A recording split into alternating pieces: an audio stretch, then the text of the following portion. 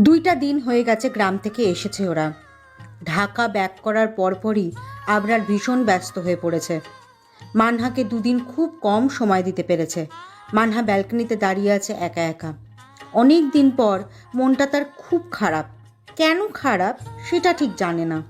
গোধূলি বেলায় তুমি যেন আকাশের ভাষা, আমি দিব তাতে সুর, গানে গানে করব মুখরিত তোমায়, বিষাদ পালাবে বহুদূর। পেছন থেকে কথার আওয়াজ পেয়ে ফিরে দাঁড়ায় মানহা। অসময় আবরারকে দেখে খানিকটা অবাক হয়। অবাক হয়ে জিজ্ঞেস করে, তুমি এখন অসময়ে কখনো আসো না তো? কেন, আমাকে আশা করনি বুঝি? না, সত্যি ভাবিনি তুমি আসবে। যাই হোক, কবিতাটা কেমন হয়েছে বললে না তো? সুন্দর হয়েছে। মন খারাপ করে বলে। আবরার দুই হাত দিয়ে মানহার মুখ আঁকড়ে ধরে বলে, আমি বুঝতে পারছি আমার বন বিড়ালের মনটা খারাপ। কেন খারাপ সেটা বুঝতে পারছি না। আমাকে একটু বলো জান, তোমাকে এমন আপসেট লাগছে কেন? মানহা আবরারকে জাপটে জড়িয়ে ধরে। মনে হয় ছেড়ে দিলেই হারিয়ে যাবে। অজানা ভয়ে কেঁপে ওঠে মনটা। আবরার দু হাত দিয়ে শক্ত করে জড়িয়ে ধরে বলে, বন বিড়াল কী হয়েছে বলো প্লিজ, তোমাকে এমন কেন দেখাচ্ছে? মানহা বিড়বিড় করে বলে, আমার খুব ভয় হচ্ছে আবরার। মনে হচ্ছে খারাপ কিছু হবে। মনের ভেতরে কেমন কু ডাকছে। কেন এমন হচ্ছে জানি না, খুব ভয় করছে আবরার। নো প্যানিক পাখি, কিচ্ছু হবে না। তুমি হয়তো টেনশন করছো, এই জন্য এমন হচ্ছে। রুমে চলো, একটু রেস্ট নিলে সব ঠিক হয়ে যাবে। মানহাকে চুপ থাকতে দেখে আবরার কোলে তুলে নেয় মানহাকে। সোজা রুমে এনে খাটে বসিয়ে দেয়। ফের বলে, তুমি একটু শুয়ে থাকো, আমি ফ্রেশ হয়ে আসছি। তারপর খাবার খেয়ে তুমি ঘুমাবে, ঠিক আছে? মানহা মাথা নেড়ে সায় দেয়। আবরার ওয়াশরুমে চলে যায়। রাতের ডিনার শেষ করে রুমে এসে শুয়ে পড়ে দুজনে। আবরার মানহার চুলে বিলি কেটে দিচ্ছে আর মানহা বিড়াল ছানার মতো লিপ্টে শুয়ে আছে। একসময় ঘুমিয়ে পড়ে দুজনে। মানহা বিকেলে বাবার বাড়ি যাওয়ার জন্য বের হয়েছে। আবরার অফিসে আছে, খুব বিজি, সেজন্য আর ফোন নিয়ে ডিস্টার্ব করেনি মানহা। ছোট্ট একটা মেসেজ দিয়ে রেখেছে। শাশুড়ি মাকে বলে বাসা থেকে বের হয়েছে। বাসার গাড়িটাও সাথে আনেনি। রাস্তায় তেমন একটা গাড়ি ঘোড়া দেখা যাচ্ছে না। অনেকক্ষণ দাঁড়িয়ে থাকার পরেও গাড়ি না পেয়ে হাঁটতে থাকে মানহা। সামনে থেকে রিক্সা বা অন্য কিছু পেলে উঠে পড়বে। হাঁটতে হাঁটতে অনেকটা পথ চলে আসে সে, তবুও গাড়ি পায় না। হঠাৎ পেছন থেকে কেউ কথা বলায় ভয় পেয়ে যায়। পেছনের লোকটা বলে, খুব তো সুখে দিন পার করছো, এদিকে যে আমি ভালো নেই সেটা কি তুমি জানো? তোমার বিরহে আমার দিন পার হয়। মানহা চকিত দৃষ্টিতে লোকটার দিকে তাকায়। লোকটাকে উপর থেকে নিচ পর্যন্ত পরোক্ষ করে, কিন্তু চিনতে পারে না। শুধুমাত্র লোকটার চোখ দুটো ছাড়া আর কিচ্ছু দেখা যাচ্ছে না। লোকটা ধীরে ধীরে মানহার দিকে এগিয়ে আসছে। মানহা তুতলিয়ে বলে, কে আপনি? সামনে আগাচ্ছেন কেন? কাছে আসবেন না। আমি আপনার কি কি কি ক্ষতি করছি? আ- আপনাকে তো আমি চিনি না তাহলে। লোকটা মানহার কথা শুনে না শোনার ভান করে, নিজের মতো সামনে এগোতে থাকে। মানহার ভয়ার্ত চেহারা দেখে লোকটা হেসে ওঠে। মানহার আরও ভয় পেয়ে যায়, ভয় পিছোতে থাকে। লোকটা বলে, তোমাকে আমি সুখে থাকতে দিব না। তুমি আমার না হলে আর কারো হবে না, তাহলে তোমাকে শেষ করে দেব।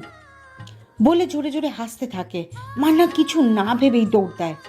লোকটাও মান্নার পিছু পিছু দৌড়াতে থাকে। একসময় কোথা থেকে আরও কয়েকজন লোক এসে মান্নাকে ঘিরে ফেলে। মান্না ভয়ে জড়সড় হয়ে দাঁড়িয়ে থাকে। লোকগুলোর ভেতর আরও একটা লোক এসে দাঁড়ায়। মান্নাকে তাড়া করা লোকটা। মান্নার দিক শূন্য লাগে সব কিছু। বারবার আবরারের মুখ ভেসে উঠছে। বাবা মা ভাই বোন সবাইকে মনে পড়ছে। মনে মনে বলছে, তাহলে কি আমার শেষ রক্ষা হবে না? আপনজনের কাছে ফেরা হবে না? বাবা মায়ের আদর ভালোবাসা পাবো না? আর আবরার, সে আমাকে ছাড়া কেমনে থাকবে? আমি ছাড়া সে নিঃস্ব। বাসায় এসে যখন দেখবে আমি নেই, তখন কি করবে? মান্নার ভাবনার মাঝেই দুটো লোক মান্নার দুই হাত ধরে। মান্না চমকে লোকগুলোর দিকে তাকায়। সবগুলো লোকের মুখ ঢাকা, কাউকে চেনা যাচ্ছে না। নিজেকে বড্ড অসহায় লাগছে তার। সাহায্য চাওয়ার মতো কাউকে দেখছে না। জায়গাটা নির্জন, তেমন মানুষের আনাগোনা নেই। মাঝে মাঝে দুই একটা গাড়ি হাওয়ার চোটে চলে যাচ্ছে। মান্না আকুতি মিনতি করে বলে, প্লিজ ভাই, আমাকে ছেড়ে দিন। আমি আপনাকে আমি আপনাদের কি ক্ষতি করেছি? আপনাদেরও তো বাসায় মা বোন আছে, তাহলে কেন আমাকে এভাবে ধরে রেখেছেন? প্লিজ ছেড়ে দিন না। লোকটা ধমকে ওঠে। এই চুপ কর, বেশি কথা কস না, জানে মেরে দেব। লোকটার কথা শুনে কেঁপে ওঠে মানহা। দু চোখ দিয়ে পানি গড়িয়ে পড়ে। হাতের ফোনটাও নেই, সব কেড়ে নিচ্ছে লোকগুলো। মানহা ভেবে পাচ্ছে না লোকগুলো কারা হতে পারে। সবার ভেতর থেকে বস টাইপের লোকটা বলে, শোনো, আমি জানি তোমাকে আমি পাবো না, তাই তোমাকে বাঁচিয়ে রাখার কোনো প্রশ্নই আসে না। বলে পকেট থেকে ছুরি বের করে। ছুরি দেখে কলিজা কেঁপে ওঠে মানহার। লোকটা আস্তে আস্তে এগিয়ে আসে মানহার দিকে। ভয়ে মানহার গলা বুক শুকিয়ে আসে। লোকটা মানহার পেটে ঢুকিয়ে দেয় ছুরিটা। মানহার জোরে চিৎকার করে ওঠে। অর্ধেক রাতে চিল্লানোর শব্দ শুনে ধরফরিয়ে ওঠে আবরার। পাশে মানহাকে ভয়ে গুটিসুটি মেরে থাকতে দেখে নিজের বুকের সাথে শক্ত করে জড়িয়ে ধরে জিজ্ঞেস করে, বনবিড়াল কি হয়েছে, এমন করছো কেন? আমি আছি, দেখো, কিচ্ছু হবে না পাখি, প্লিজ ভয় পেও না। মান্না আবরারকে নিজের সর্বোচ্চ শক্তি দিয়ে ধরে রাখে, যেন ছেড়ে দিলেই হারিয়ে যাবে। ভয়ে মানহার পুরো শরীর কাঁপছে। মান্না বিড়বিড় করে বলছে, প্লিজ আমাকে ছেড়ে দাও, আমাকে মেরো না, প্লিজ আমাকে মেরো না, আমি কিছু করিনি। আবরার বুঝতে পারে মানহা দুঃস্বপ্ন দেখেছে, অনেক ভয়ঙ্কর কিছু, এজন্য খুব ভয় পেয়েছে। দরজার কাছে বাড়ির সবাই দাঁড়িয়ে আছে। দরজা ফিরানো ছিল বলে চিৎকার শুনে সবাই হুড়মুড় করে ভেতরে ঢুকে এসে জিজ্ঞেস করে, কি হয়েছে? বৌমা মোহনা চিৎকার করলো কেন? আবরার সবাইকে বলে, স্বপ্ন দেখছে, খুব ভয় পেয়েছে মা। বাড়ির সবাই খুব টেনশনে পড়ে যায়। হঠাৎ করে মেয়েটা কি এমন স্বপ্ন দেখলো যার জন্য এতটা ভয় পেয়েছে। আবরারকে সাবধানে থাকতে বলে চলে যায় সবাই। মান্না ভয়ে একটা কথাও বলতে পারেনি। তখনের মতো সারাটা রাত আর ঘুম হয়নি দুজনের। নির্ঘুম রাত কাটিয়েছে তারা। শীতের হিমেল সকাল। ঢাকা শহরের রাস্তাগুলো যেন আজ অন্যরকম। একে একে গাছের পাতাগুলো সোনালি রং ধারণ করছে। ঠান্ডা বাতাসে জীবনের এক অদ্ভুত স্বপ্নিলতা। সময় প্রবাহমান। স্রোতের মতো দেখতে দেখতে তিনটা বছর পার হয়ে গেছে। কোনো কিছুই থেমে নেই, সব কিছু চলতে থাকে নিজ নিয়মে। কোনো কিছু চাইলেও পরিবর্তন করা সম্ভব হয় না। এই 3টা বছরে অনেক কিছুই বদলে গেছে। কিছু মানুষের জীবনই অন্যরকম হয়ে গেছে। সেরকমই খানভিলায় তোড়জোড় শুরু হয়েছে। কেননা খান বাড়ির ছোট ছেলে মিরাজ খানের বিয়ে কাল, সেজন্য পুরো বাড়ি জুড়ে হইচই হচ্ছে। সারা বাড়িতে মানুষ গিজগিজ করছে। মিরাজের বিয়ে উপলক্ষে 5 দিন আগে এসেছে মানহা আর তার পুচকে ছেলে মেয়ে। হ্যাঁ, মানহা আর আবরারের ভালোবাসার চিহ্ন তাদের যমজ সন্তান। মানহার যমজ সন্তান হয়েছে, একটা ছেলে আর একটা মেয়ে। মেয়েটা 57 সেকেন্ডের বড় আর ছেলেটা 57 সেকেন্ডের ছোট। 2 ছেলে মেয়েকে নিয়ে সুখে আছে মানহা। তাদের ছোট্ট একটা সংসার। শ্বশুর শাশুড়ির চোখের মণি মানহার ছেলে আর মেয়ে, আয়ুষ আর আরোহী। তাদের বয়স 2 বছর। আয়ুষ কম কথা বলে, গম্ভীর স্বভাবের, আর আরোহী অনেক চঞ্চল, দুষ্টু। সারা বাড়িতে গুটি গুটি পায়ে হেঁটে বেড়ায়, কখনো স্থির থাকে না। অয়ন আর নীরারও একটা ছেলে হয়েছে। ছেলের নাম আদৃশ। আরোহীর 1 মাসের বড়। সাপে নেউলের সম্পর্ক দুজনের। দুজন এক জায়গায় থাকলে ঝগড়া বেঁধেই যায়। ঝগড়ার এক পর্যায়ে কথা বলা বন্ধ করে দেয়, পর মুহূর্তেই এসে মিলে যায় আবার দুজনে। সকল আত্মীয় স্বজনরা এসেছে। খুব ধুমধাম করে বিয়ে হচ্ছে মিরাজের। বিয়েটা প্রিয় মানুষের সাথেই হচ্ছে, এই জন্য মিরাজের আনন্দের শেষ নেই। তানসির সাথে তার সম্পর্কের কথা 1 বছর আগে জেনেছে সবাই। মানহা সবাইকে জানিয়ে দিয়েছে। ভাই আর বোনের ভালোবাসার পূর্ণতা পাইয়ে দেওয়ার জন্য সব করেছে। তানসির পরিবার বাংলাদেশে ব্যাক করেছে 1 মাস হলো। আমেরিকা থেকে একেবারের জন্য চলে এসেছে। তানসির বাবা নিজের রেস্টুরেন্ট বিক্রি করে দেশে এসে একটা বড় রেস্টুরেন্ট দিয়েছে। আর কত কালই বা নিজ জন্মভূমি ছেড়ে থাকবে তারা। শেষ বয়সে না হয় নিজ জন্মভূমিতে বাকি জীবনটা কাটানো যাক। ছেলেমেয়ের কথা ভেবেই এতদিন দূর দেশে থেকেছেন। নিজের বাড়িতে বসে ফোনে প্রেমালাপ করছে মিরাজ আর তানসি, কিন্তু তাদের প্রেমালাপ বেশিক্ষণ স্থায়ী হলো না। তাদের প্রেমালাপের ব্যাঘাত ঘটানোর জন্য চলে এসেছে মিরাজের বন্ধু নাহিদ। এসেই ফাজলামো শুরু করে দেয়। নাহিদের কাজকর্মে বিরক্ত হয়ে ফোন রেখে দেয় মিরাজ। রাগী দৃষ্টিতে নাহিদকে বলে, তুই আমাকে কথা বলতে দিলি না তো? এখন তোর ব্রেকআপের সম্পূর্ণ দায়িত্ব আমার। লাও ঠেলা সামলাও, সমানে কথা বলতে দিলাম না বলে তুই আমার ব্রেকআপ করে দিবি মামা? 2 দিন পর বাবা মা বিয়ের প্রস্তাব নিয়ে যাবে বলছে। এখন যদি বলি মা বাবা আমার ব্রেকআপ হয়ে গিয়েছে, তোমাদের যেতে হবে না, তখন তারা অন্য কোথাও বিয়ে দেওয়ার জন্য উঠে পড়ে লাগবে। মান সম্মান বলতে কিছু থাকবে না আমার। নাহিদের কথায় হেসে ওঠে মিরাজ, বলে, আমি তো এইটাই চাচ্ছি মামা। শালা বন্ধু নামে কলঙ্ক তুই। থাকবো না তোর বিয়েতে, চলে যাব কোথায়? বিদেশে। বলে দুজনে উচ্চস্বরে হাসতে থাকে। দুজনের হাসির শব্দ শুনে সেখানে উপস্থিত হয় মানহা। সেখান দিয়ে যাওয়ার সময় হাসির শব্দ শুনে না এসে আর পারল না। এসে ভ্রুকুচকে জিজ্ঞেস করে, কি ব্যাপার, তোরা দুজন এভাবে হাসছিস কেন? পাগল টাগল হয়ে গেলি না তো? মানহার কথার পরিপ্রেক্ষিতে মিরাজ বলে, চলে যাব কিন্তু। মানহা অবাক হয়ে বলে, কোথায়? বিদেশে। মিরাজের কথা শুনে মান্না ভ্যাবাচাকা খেয়ে যায়। কি সব বলছে তার ভাই? আজ বাদে কাল বিয়ে। মান্না এগিয়ে এসে মুখে হাত দিয়ে সিরিয়াসলি বলে, মিরাজ, তোর কি হয়েছে? এভাবে আবল তাবল বকছিস কেন? তুই ঠিক আছিস তো ভাই? মিরাজ বুঝতে পারে তার আপু অন্য কিছু ভেবে ফেলেছে, তাই আপুকে জড়িয়ে ধরে বলে, আপু, আমি মজা করছিলাম তোমার সাথে, তুমি টেনশন করো না তো। একটু আগে নাহিদ আমাকে একই কথা বলছিল, তাই আমিও তোমাকে সেটাই বলছি। যাক বাবা, সব ঠিক থাকলেই হচ্ছে। তোরা এনজয় কর, আমি আসি। ওকে আপু। রাত 11টা। একটু আগে মিরাজের হলুদের অনুষ্ঠান শেষ হয়েছে। এখন যে যার মতো করে আছে। কেউ কেউ হাতে মেহেন্দি দিচ্ছে, কেউ কেউ শুয়ে পড়েছে, কেউ কেউ ফোন দেখছে। নিজের চিরচেনা রুমের ব্যালকনিতে দাঁড়িয়ে আছে মানহা। তাকে পেছন থেকে জড়িয়ে ধরে ঘাড়ে মুখ গুজে দিয়ে আছে আবরার। মানহা চুপচাপ উপলব্ধি করছে তার ব্যক্তিগত পুরুষের ছোঁয়া। আবরার নেশালো কণ্ঠে বলে, তুমি এত কিউট গুলুমুলু কেন বনবিড়াল? তোমাকে এত কেন ভালো লাগে আমার? আবরারের কথায় মানহা হেসে উঠে বলে, তুমি আমাকে ভালোবাসো বলে আমাকে কিউট গুলুমুলু লাগে তোমার কাছে। পুরুষের চোখে তার ভালোবাসার নারীকে দেখতে সবসময়ই ভালো লাগে, কখনো খারাপ লাগে না, বুঝছো? হতে পারে। একইভাবে থেকেই আবরার বলে, দেখতে দেখতে কতগুলো দিন পার হয়ে গেল, সবটা স্বপ্নের মতো লাগে, তাই না? হ্যাঁ, কিন্তু স্বপ্ন দেখতে যে আমার ভয় লাগে আবরার। সেদিনের সেই স্বপ্ন আজও আমায় তাড়া করে বেড়ায়। আমি থাকতে ভয় কিসের? সবসময় নিজের সর্বোচ্চ দিয়ে তোমাকে আগলে রাখবো। বলে মান্নাকে ঘুরিয়ে কপালে ভালোবাসার পরশ ছুঁয়ে দেয়। অনেক রাত হয়েছে, চলো ঘুমিয়ে পড়ি। বাচ্চা দুটো ঘুমোচ্ছে।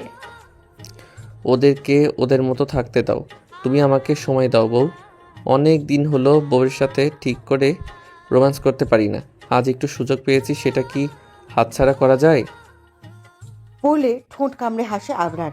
আবরারের কথায় মুখ হাঁ হয়ে যায় মানহার। বিস্ময় নিয়ে বলে, ছি, কি বলো? 2 বাচ্চার বাপ হয়েও ছোটকাটা কথাবার্তা ছাড়তে পারলা না। বুইড়া বয়সে এসে এসব কথা বলো, ছি ছি ছি। তুমি আনরোমান্টিক থেকে গেলে বউ। একটু রোমান্টিক হতে পারো না? তাহলে আমার ছেলে মেয়ের আবার ভাই বোন দুনিয়ায় ল্যান্ড করতে পারতো। আবরারের লাগামহীন কথাবার্তা আর সহ্য করতে পারে না মানহা। ব্যালকনি থেকে রুমে চলে যায়। মানহার কাণ্ডে বোকা বনে যায় আবরার। এক দৃষ্টিতে তাকিয়ে থাকে সেদিকে।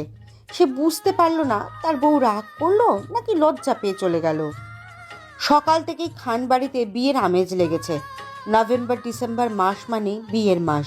মুরব্বীরা বলে নভেম্বর আর ডিসেম্বরে বেশি বিয়ে হয়, আর সেটাই মিরাজের ক্ষেত্রেও প্রমাণিত হলো। মিরাজ খয়েরি রঙের শেরওয়ানি পরেছে, দেখতে রাজপুত্রের মতো লাগছে। আর ফর্সা গায়ে খুব ভালো মানিয়েছে। একে একে ছোট বড় সবাই তৈরি হয় বরযাত্রী যাওয়ার জন্য।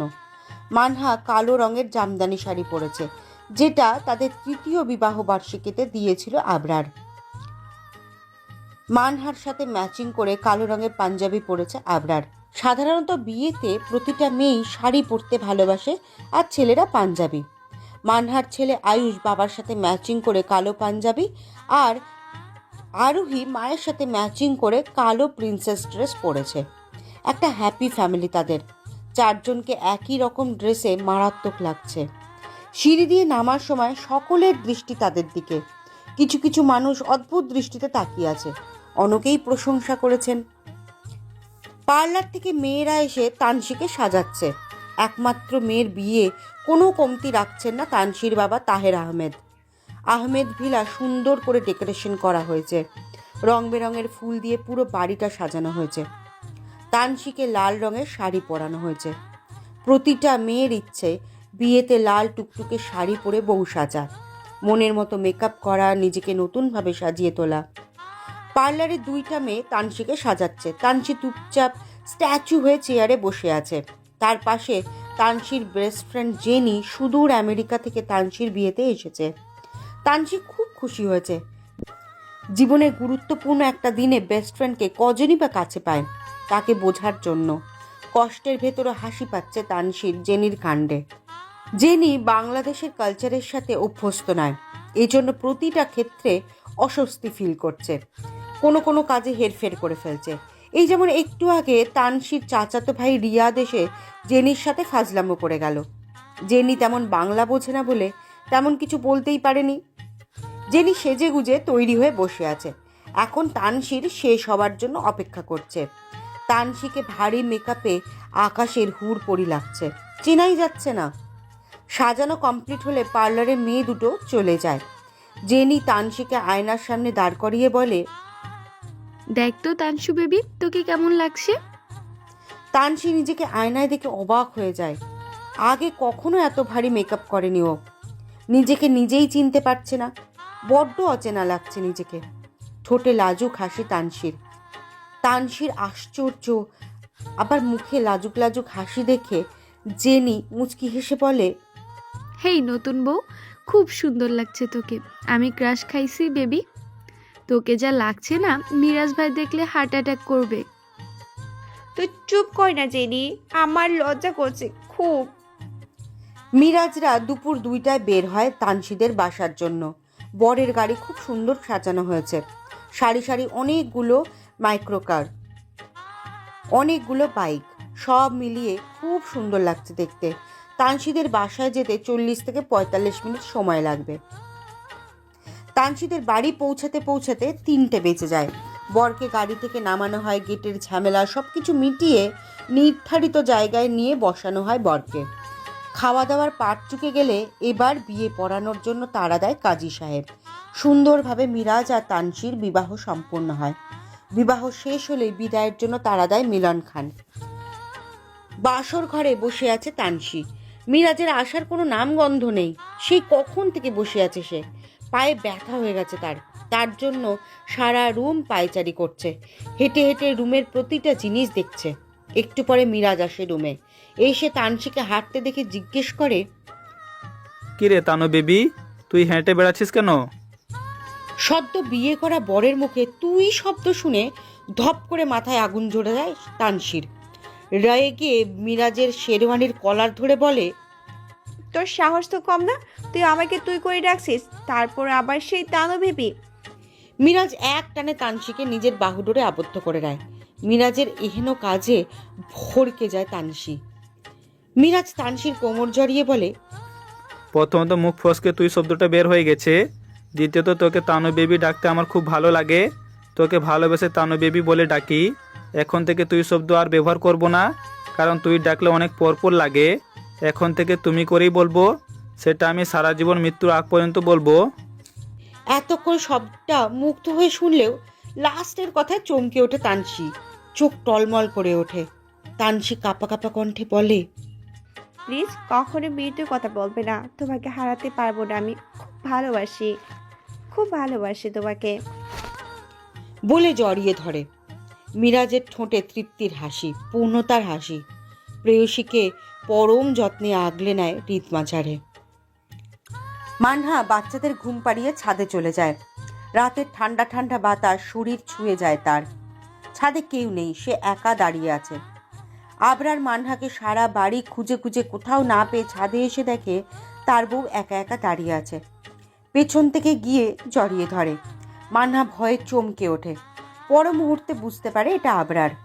দুজনে কিছু একান্ত সময় কাটায় ছাদে। দুজন দুজনকে জড়িয়ে ধরে দোলনায় চন্দ্রবিলাস করে। রোম্যান্টিক মুডে আছে দুজনে। তাদের রোম্যান্টিকের 12টা বাজানোর জন্য চলে আসে আয়ুষ আর আরোহী। দুজনে গুটি গুটি পায়ে এসে দুজনের সামনে দাঁড়ায়। সেটা আবরার বা মানহা কেউই টের পায়নি। আবরার যখন মানহাকে কিস করতে যাবে তখন আয়ুষ বলে, পাপ্পা, তুমি আমাদের মতো মাম্মিকে আদর করছো কেন? মাম্মি তো ছোট না। 2 বছরের আয়ুষের কথায় ছিটকে দূরে সরে বসে আবরার আর মানহা। এতটুকু ছেলের কথায় আশ্চর্য হয়ে যায় দুজনে। বেশি অবাক, এত রাতে তারা এখানে কি করছে? মানহা কৌতূহল নিয়ে বলে, আয়ুষ, আরোহী, তোমরা এখানে কি করছো? এত রাতে ছাদে আসলে কিভাবে সোনা? পেছন থেকে নীরা হেসে ওঠে মানহার কথায়। দুজনে ঢের বুঝতে পারে এদেরকে নীরা এনেছে। আবরার গিয়ে নীরার কান ধরে বলে, পাজি মেয়ে, এরকম কেউ করে? ওরা ছোট, তুই বুঝিস না? ওদেরকে কেন আনছিস এখানে? আহ ভাইয়া, লাগছে, ছাড়ো। আমি কি করব বলো? তোমার যে দুরন্তর ছেলে তোমাদেরকে সারা বাড়ি খুঁজে না পেয়ে যখন আমাকে দেখে তখন বলে, ফুপিমণি, মাম্মি আর পাপা কোথায়? তখন আমি ওদেরকে নিয়ে ছাদে আসি। আর আমি কি জানি আপনারা এখানে বসে রোম্যান্স করছেন? বলে মুখ বাঁকিয়ে চলে যায় নীরা। আবরার মেয়েকে কোলে তুলে বলে, আরোহী মা, এত রাতে বাইরে বের হওয়া তোমাদের ঠিক হয়নি প্রিন্সেস। আর কখনো এমন করবে না মা। ছোট্ট আরোহী কি বুঝলো সে জানে না, বাবার কথাই বলে, পাপা, তোমরা এত রাতে ছাদে কি করছো? মেয়ের কথায় টাস্কি খেয়ে যায় আবরার। মানহা আয়ুষকে কোলে নিয়ে খিলখিল করে হেসে ওঠে। আবরার রাগী দৃষ্টিতে তাকায়। আবরারের তাকানো দেখে মানহা চুপ হয়ে যায়, কিন্তু মুখ টিপে হাসে। 2 বছরের বাচ্চা হলে কি হবে, তাদের পুরো কথা স্পষ্ট। আবরার আর মানহা ছেলে মেয়েকে নিয়ে দোলনায় বসে। আবরার বলে, ভালোবাসাকে ভালোবাসার চাদরে মুড়িয়ে নিয়েছি। নতুন ছন্দে মেতে উঠেছে জীবন। ভালোবাসা রয়ে যাবে আজীবন।